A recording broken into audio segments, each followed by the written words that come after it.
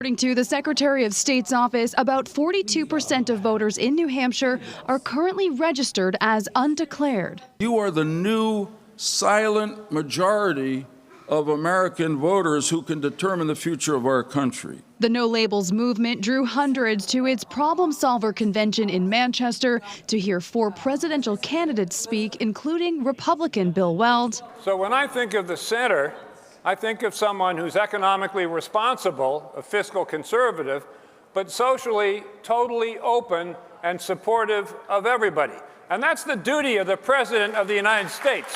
3 Democrats also spoke. Tulsi Gabbard discussed her bipartisan efforts in Congress. Well, I passed the very first bill that I introduced into law, the Helping Heroes Fly Act, within my first year in office.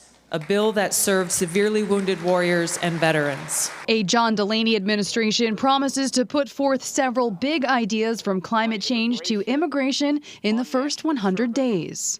Every one of these proposals will be based on an existing bipartisan bill in the Congress of the United States.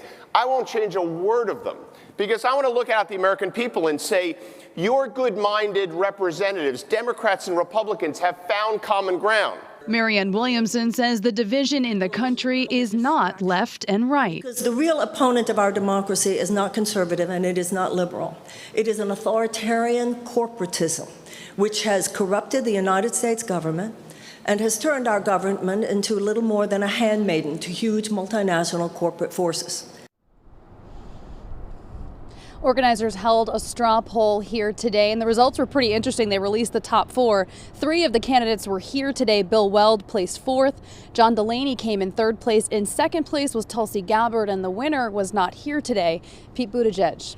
We're live in Manchester. Siobhan Lopez, WMUR News 9.